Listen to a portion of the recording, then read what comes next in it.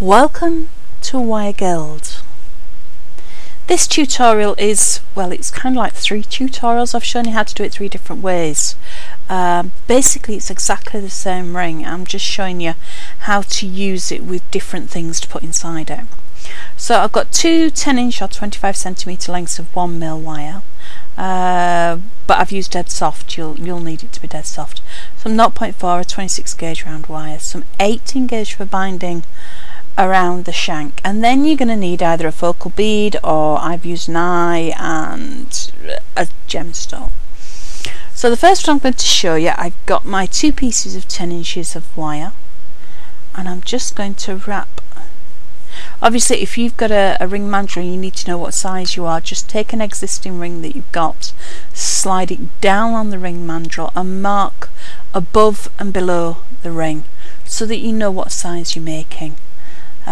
If you've got a ring mandrel that's already marked up with the sizes, you're fine, because you can just use a pre-existing size. Just slide that off. Now I'm pretty sure you can't see those marks coming through on the camera. I can see them, but they're only very, very faint. So my wires go in between the 2 wires, and then I'm going to wrap them all the way around,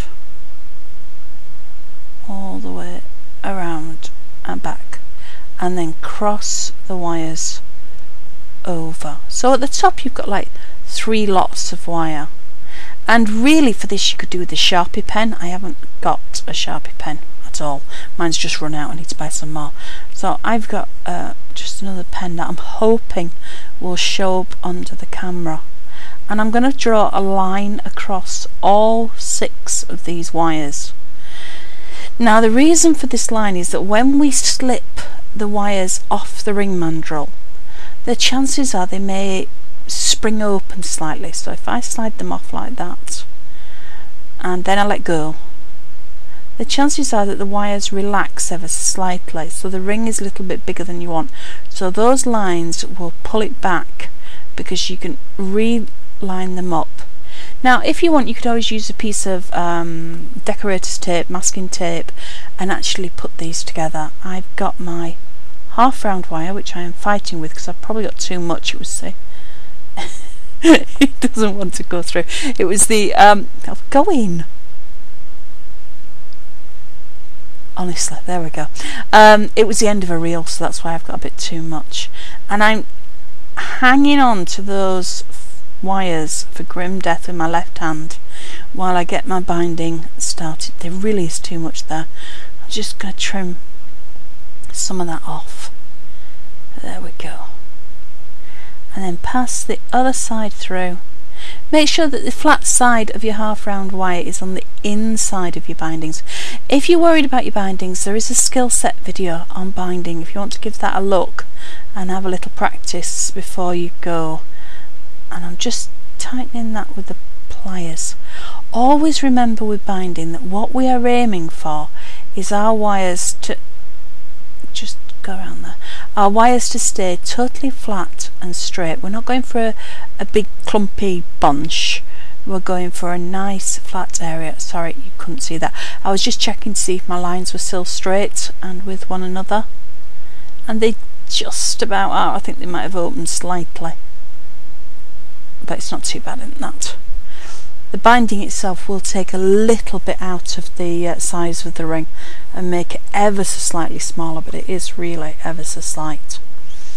And just tighten down. So I'm flattening down with my pliers each time I go around. Now I'm more flattening down than I am pulling it tight. This is not about getting hold of it, making it go as tight as is possible.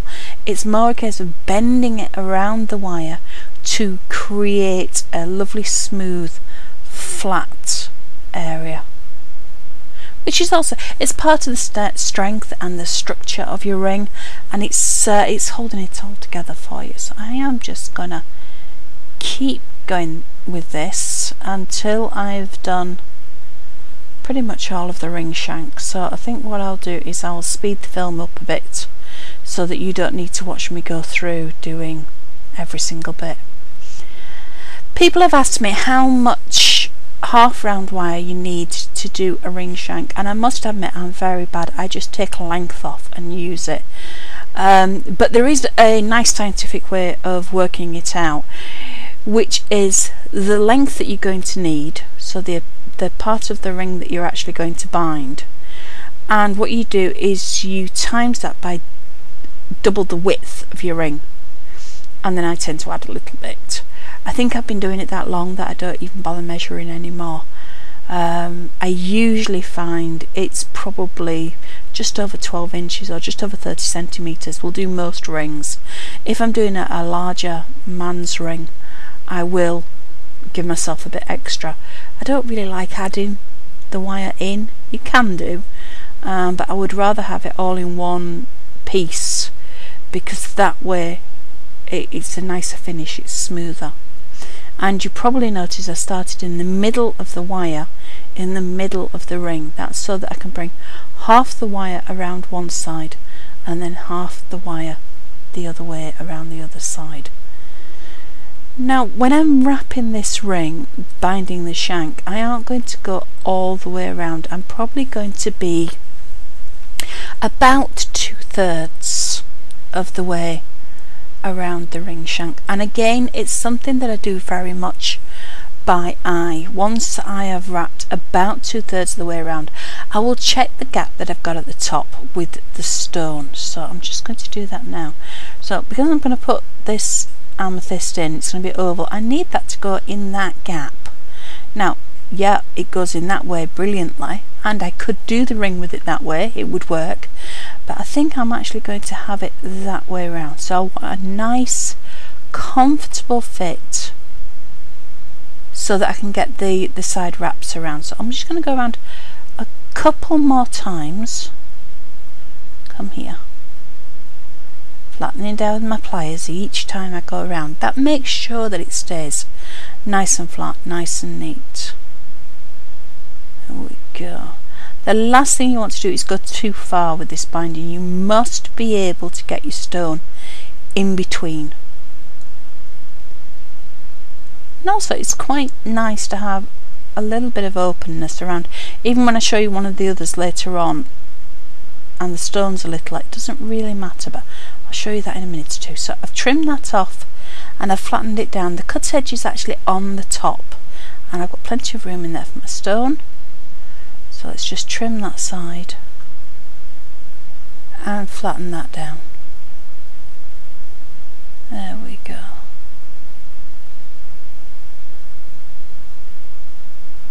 So I'm straightening you've got two wires on either side.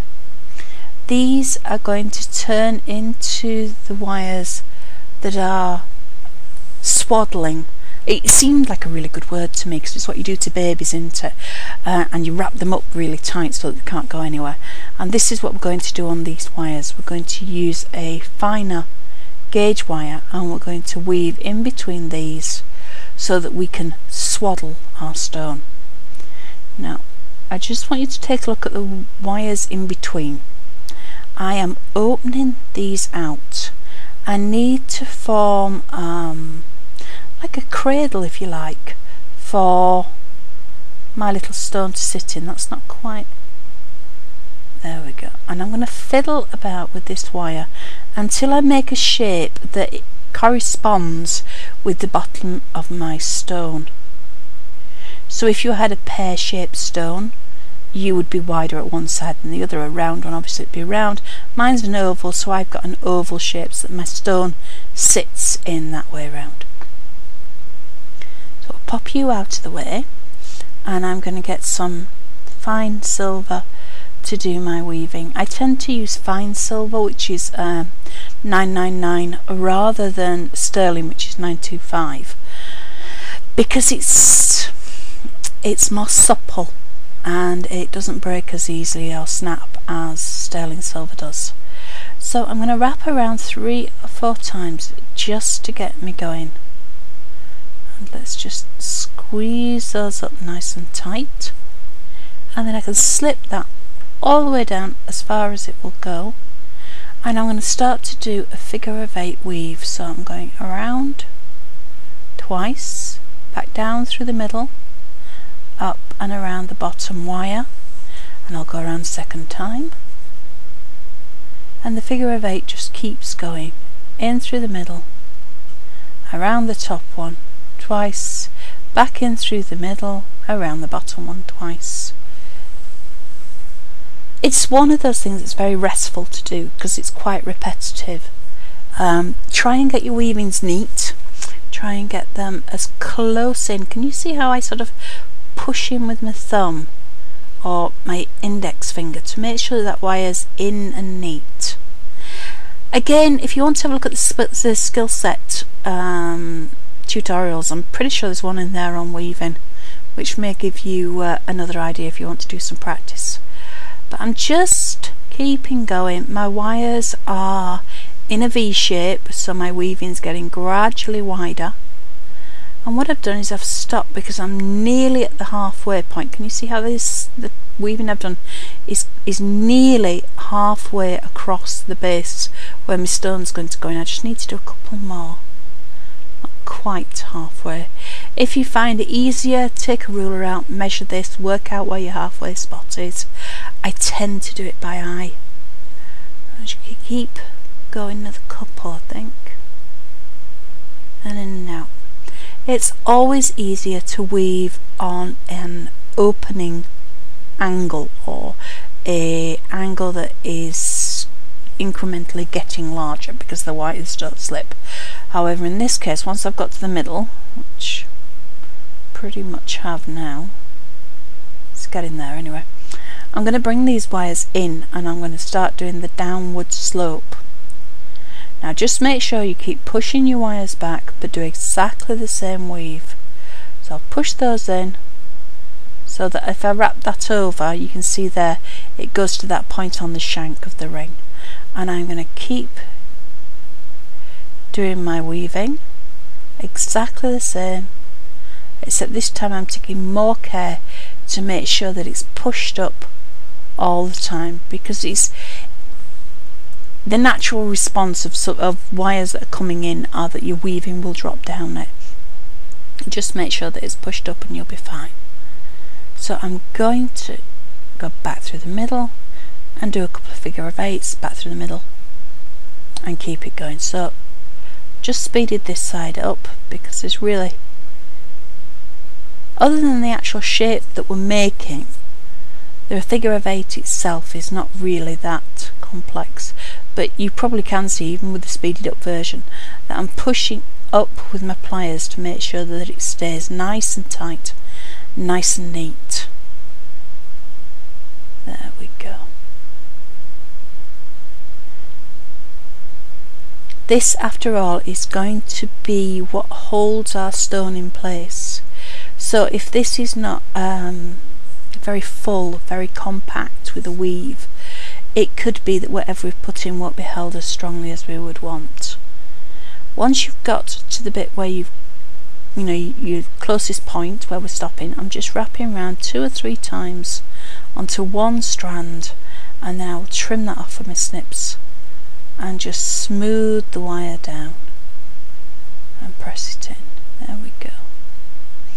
So that's one side, and it almost looks like a little leaf that's just sort of poking out on your ring, and I'm going to do exactly the same as that on the other side. So I'm going to get some wire and I'm going to start it off by wrapping around 3 or 4 times just to give it a nice firm anchor point, and then once I've gone around 3 or 4 times I will go in and out, underneath, through the middle, nice figure of 8,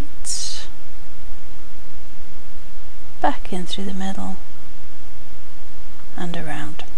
Now I've done exactly the same thing with this side that I did with the other. I worked till I was halfway across the ring, brought the wires back inwards all the way down to where they touched, trimmed the wire off, and then just smooth it down. So now I've got my ring with my ring shank all bound. Oh, there's just the starting wire, let's get rid of that. I don't need any little end tufty bits now. we've got our ring nicely bound, and you come to the top and you've got an opening for your stone to drop in, and then you have these two woven leaf shapes. I'm just trimming off that other start-up end. All these little ends that I take off do go straight into a scrap pot, so they're not wasted at all. Now then, we need to get that just bent, slightly curved over my finger. It's just to encourage it to go the right way. And then I can pop the stone in the middle. There it goes. And that one comes down. Now I'm bringing them both down very carefully while holding the stone in place, balancing it, bringing either side down and around. So the one on the bottom has come around the bottom of the stone, and then I'm going to pass that wire in through the ring. I've got the stone gripped between my thumb and index finger of my left hand, and then I'm tightening these wires up with my pliers on my right. Get those nice and straight. There we go. Gently turn it round, we don't want the stone dropping out, and then just ease the other side down as tight as you can get it, and then pass the wires through the middle of the ring. There's one. Notice I'm doing them one at a time. I just find it easier. I find it easier to get them neat and to lay flat if I do one at a time than if I try and pull them both through together. And then I'm going to wrap that all the way over. Now it's closed down a little bit and you can't see much of the stone, which is no good. So I'm gently going to put my pliers on the top and just open that out. There we go. Don't open it that far that your stone drops out. And basically that's our ring. It's a very, very simple ring to make. It's great for holding loads of stones. Now if you wanted to do something with this wire, you could do. I could take the wire and I could say lay it over the top of the weaving and then cast it off at the other side and bring one of the wires from that side back, but I don't think there's any point in this, especially when you've used a gemstone. When you really want the stone to be, you know, your focal point, you want people to see the weaving as well, and if you start covering it up by dragging your wires back over the top, you're kind of losing all that hard work you've just done with your lovely weaving. So I've trimmed off quite close, and then I'm pressing it down again on the outside. I'm pressing that down tight, and then I'm easing it so it actually goes underneath where I wrapped it over, so there are no sharp edges at all because everything's tucked away. And I'm going to do the same on the other side. Trim as close as I can get, smooth round, make sure they're neat and flat, and I'm just slipping them up underneath the edge of that weaving and closing that on top. So that is our very cute amethyst gemstone woven ring that's been swaddled. Now I'm going to show you another one now. Oh, picture. It shows it a bit closer, doesn't it? Right, so I have already taken the wire, done the binding, done some weaving, and this time I've done it in copper. I do need to just nick these ends off though, because we don't want those sticking out. I tend to leave the ends on. I make these blanks up and I leave the ends on because sometimes people want little tiny beads over the weaving, so I'll leave the ends on in case I need to stitch some beads in. But I'm not going to put any beads on these, but it's an idea for you if you think you might like that. You can go back with that finer wire and actually add some beads to around the edge of our little lotus sort of leaf shape. Now this one we opened up quite wide, do you remember, so that we could drop in a faceted stone. This time we don't need to do that. This time I'm going to show you these. These are eyes, and I get them from a taxidermy supplier, and they're all different lizard eyes and fish eyes and all sorts. They're amazing. They're a really sort of strong glass, and they're quite robust for things like rings. Now can you see underneath it's got like a domed piece, and a little domed aperture, and then you've got the eye on the top. If you are having terrible trouble seating this, you could put a tiny bead on first and then sit your glass eye, that domed piece, over the top of the bead, and it'll hold it in place. But I usually find I don't need that. I'm just opening up these wires underneath, and I'm almost going to make a little tiny diamond shape, and it's going to provide a base for me to rest my little lizard's eye on. Let's just, it doesn't matter if this isn't round. At the moment you can see it's like a little diamond shape. It really doesn't matter, you're not going to see it. Let's try and sit the eye on top. They can be a bit slippery, can these? Go on, in you go. It's got a life of its own. Sit, there we go. So I would bring that side over. Now because it's so tiny and it drops out, I'm just going to let it. I know where that top piece needs to be because I just wrapped it over the eye. So I'm going to wrap the wires through. I'm sort of supporting it so that it doesn't get squashed down too much. I do want to be able to get my eye back in when I have wrapped these end bits around. Now I know some people might be going, eyes, really don't want to use eyes. Why on earth would you think that we want to use eyes? I find them very popular and they're a great style of eyes, but it is to a certain clientele that like this sort of thing. But it could be anything. It could be a little flat cabochon, it could be a piece of shell, a piece of abalone, anything with a flat back. The fact that I'm using an eye does not mean that you have to use eyes, especially if it sort of grosses you out a little bit and you think nothing more disgusting than sticking an eye in a ring. But you can see that's gone in really cute. It's really firm in there. I'm just going to bring these edges up and just tighten that. There we go, and then I can tighten the other side as well.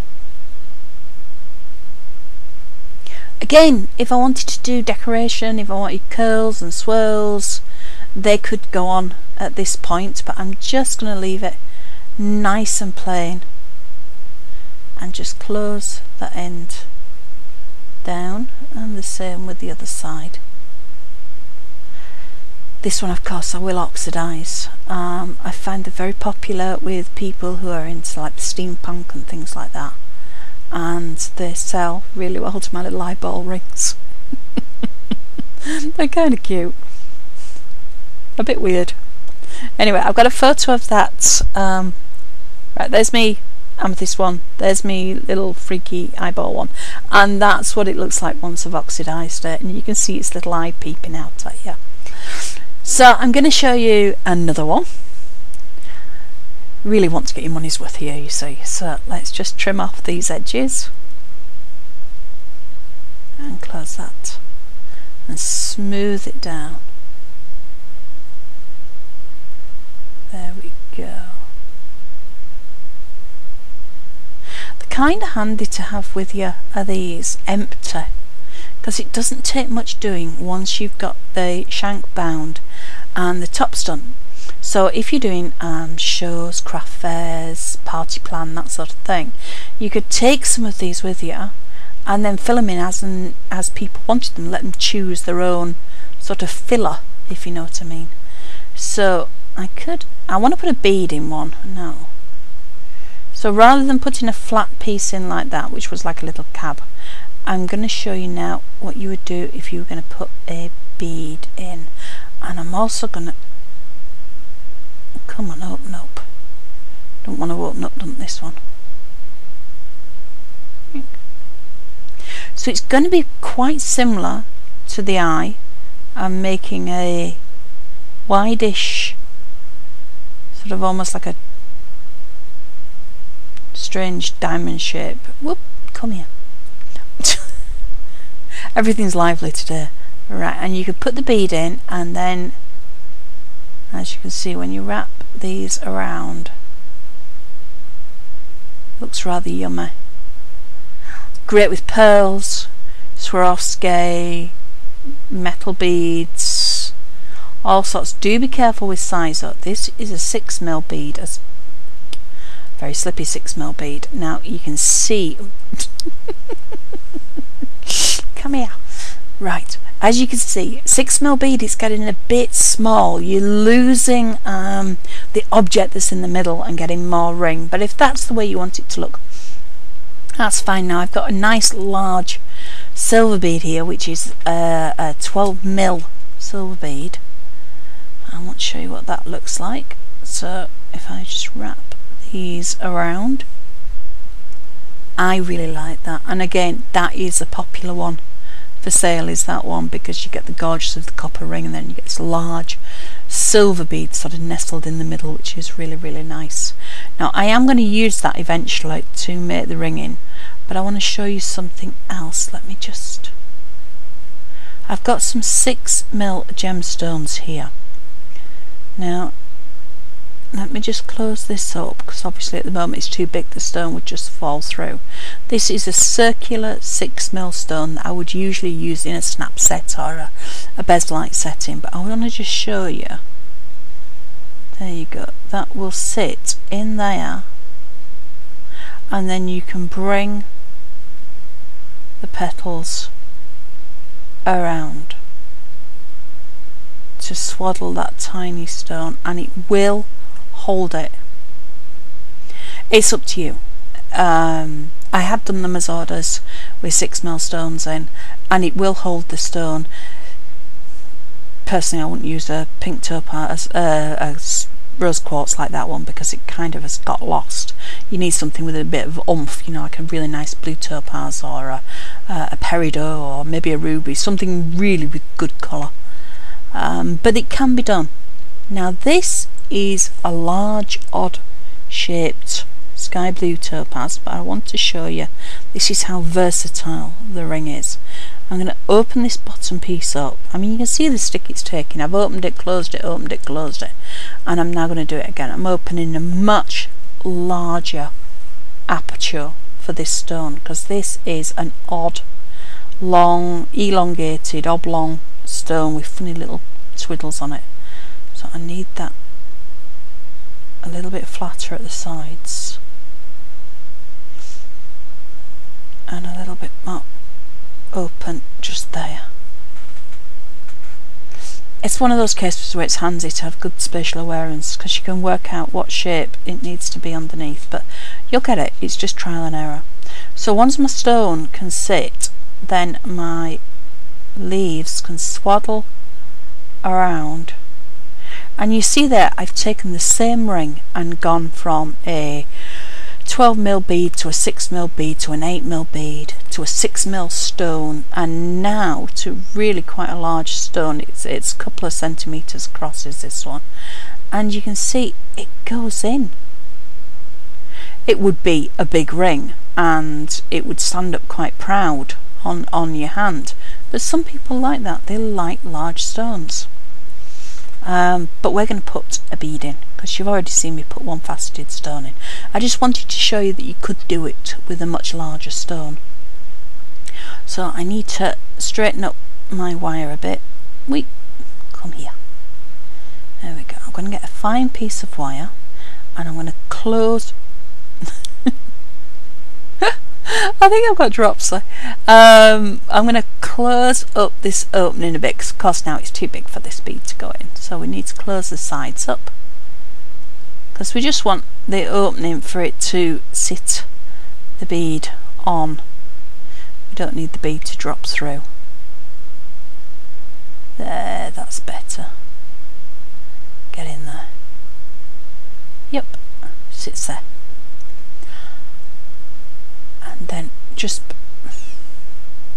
tell you, it's not my day. Just put this wire through the bead, go through the bead.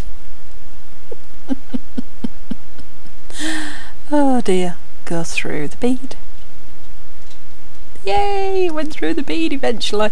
Right then, I am going to place the bead onto the little aperture that we've made so it cradles it, and then when it stops wriggling I'm going to bring the wire around and just sort of wrap it over and over and around that side wire several times until it's held nice and tightly in place, and then I will take the other wire from the other side and wrap it in. But I need to get it round and round quite a few times, because although once it's in place, these the side leaves that are going to do the cuddling are going to hold it to a certain degree. When you've got something that's perfectly round, it needs all the help it can get to stay in one place. So I'll just stitch it through with the wire, make sure that's nice and tight and neat. There we go. I'll tell you what else looks very, very nice with these, but I didn't have any, otherwise I would have shown one. You can buy little glass flowers, you know, sort of deepish, like little cup flower shapes, and they look lovely in here because these side pieces that come around, sorry my voice is going a little bit, the side leaves, if you like, that come round and swaddle it, look very floral, and they go very well with the flowers. I'll just tighten that bit up and neaten it up by bringing all the little ends together. So you could use not only metal beads, but you could use gemstone beads, you could use the really, really pretty lampwork beads, or if you wanted you could leave the ring completely without and just wrap the leaves without a centerpiece. I've just speeded this up because I got really giddy tying this into place, put loads of wraps on it, so I'll speed it up because you know what I'm doing, you don't need to watch me. But can you see how the thing looks like a leaf? Well, you could use it any way you wanted. There we go. We go around that side and round this side. Yay, that's it. Now I'm going to pass the wire through the middle.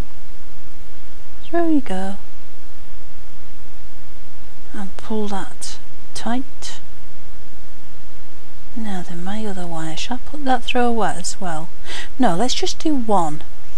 So I've taken the wire that's closest to the bead and I've passed that through the ring, and then I'm going to take the other wire.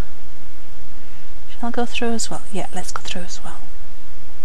I could have just taken that straight back, but I think we'll go through as well. Make it a little bit stronger. There we are. So the wire that's closest to the bead, I'm just going to start a curve, finger on, push down all the way around, and then curve that over the top of the weaving,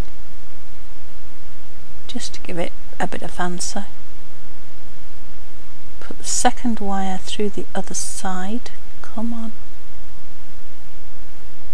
and take the wire that's closest to the bead, and I'm going to do the same curl on that side, pushing the wire underneath my finger so the curl doesn't lift, all the way around, and then laying the wire down the weaving on the other side. Now I could take that end and I could pop it back through the ring again, but I don't think I'm going to. I think what I'll do is I'm going to drop that over the woven piece. I nearly said weaved then, that would have been terrible English. I'm going to just drop that through there so that it goes in, and then bring it up so that it's going to sit on the top. Just trim that right down. The great thing with weaving, when you finish a piece of wire off like this on the top, is that when you press it in, it sort of sinks into the weave itself, so there's nothing to stand up and catch or poke or anything like that. It just sort of disappears into that weaving. Oh yeah, kind of like that. Let's do the other side. So exactly the same thing. I'm going to take the end, bend it through, pop it over the edge there.